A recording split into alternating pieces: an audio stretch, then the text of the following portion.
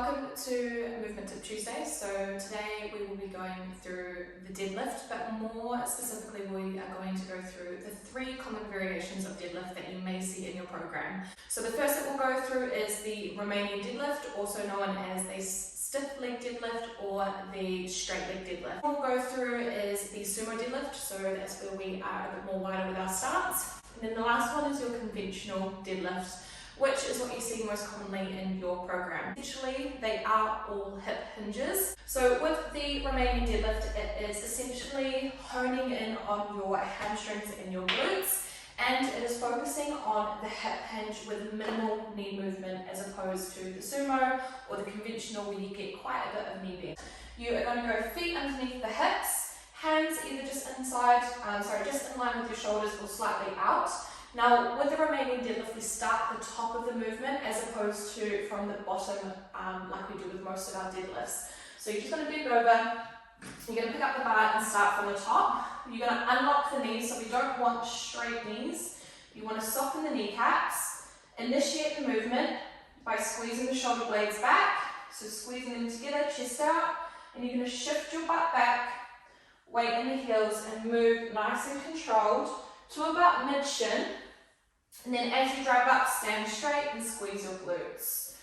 So when you lower the bar is nice and close to the body, and you're just moving to where you feel the stretch in your hamstrings, or where you start to round. If you start to lose your back or your neutral spine, I would almost stop short of that, and then just come back up.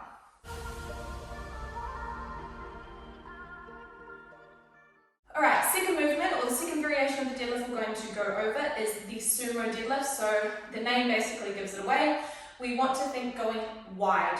Now, your width of stance is going to depend on how tall you are, how flexible you are in your hips, and basically just as long as you can maintain a good neutral spine and you can execute the movement whilst focusing on your hip hinge. So, for me, usually feet are outside of your hip width. You want to make sure that the bar is lined up with the centre of your gravity. Try not to overly extend the feet. You still kind of want them neutral, but you will have them slightly outturned. From there, I'm going to drop down and grip the bar with my hands aligned on my shoulders or just outside. Pull the bar to the body, nice tight spine, drive up, big hip squeeze or glute squeeze at the top, hinge at the hips, and power up. So again, you want to control that movement on the lowering, and then use that glute power on the way up. So the sumo deadlift is a great movement for developing glute strength and power. Our third and final variation that we're going to go through today is your generic conventional deadlift. If you struggle to execute a good looking neutral spine conventional deadlift, I would recommend going to your Romanian deadlift and starting there. Reason being is that there's less going on in terms of the knee movement. It takes up the lower portion of the deadlift.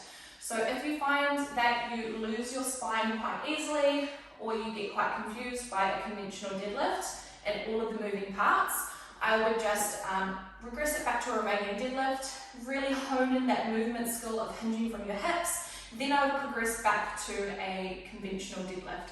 So setup is feet underneath the hips or slightly outside of, it's personal preference. Hands either in line with the shoulders or slightly out. Again, personal preference. Now from here we're going to start from the bottom of the deadlift. So you want to maintain vertical shins, pulling the bar either onto the body or just off. Squeeze the shoulder blades, pull up on the bar, and using your glutes to drive the movement. So you can see we've got a bit more knee movement or knee bend as we did compared to the Romanian deadlift. As you rise out of the deadlift, you want to think about your shoulders and your hips moving as one movement. You don't want to shoot the hips up too fast, or you don't want to lead with your chest. So you want to think about your hips and your shoulders as one unit, and they rise together. I would say for anyone that's starting out with a deadlift, execute with an overhand grip. Reason being is that you need to train your grip strength up, so all of your forearm muscles, to be able to hold on to the bar. So I would not alternate grip if you're a beginner. You don't need to. When would I recommend using a mixed grip? So mixed grip I would recommend for clients who are limited in their weight, so what they can pull off the ground.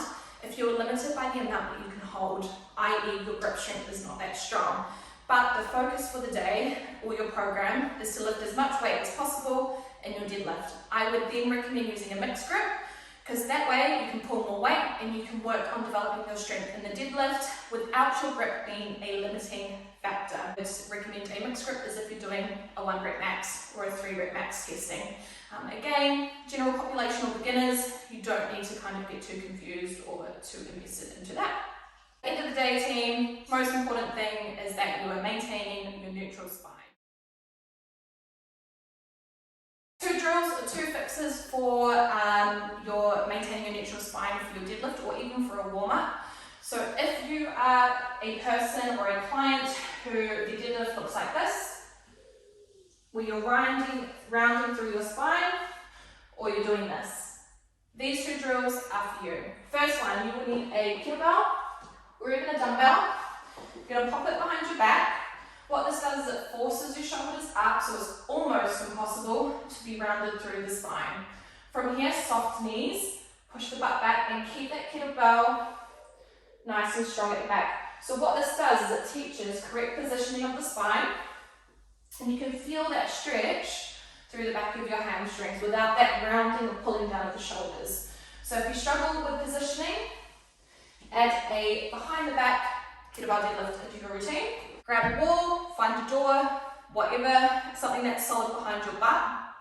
An analogy that we use a lot in weightlifting with a deadlift is thinking about closing a car door with your butt. Okay, so you can't close a door like this. You have to shift your butt back and feel it through your hamstrings. So you're going to start nice and close to the wall from here, and all I'm going to instruct you to do is to find the wall with your bum. So obviously you have to unlock the knees and shift your hips back. Once that's okay, step forward just a little bit, find the wall with your bum. There. Now what we have done is we are creating basically a perfect deadlift position. So my knees are soft, weight going to my heels, my butt is shifting back, and my spine is neutral. We'll come up just a little bit, find the wall with your butt. There we go there. So, even though I'm searching for it, I'm not quite touching it because I'm too far out, but it is that same movement of trying to shift your bum back, trying to find the wall behind you. So, those are my 2 tips for correcting a neutral spine in your deadlift. Give them a go, add it into your warm-up, and let's have a beautiful neutral spine.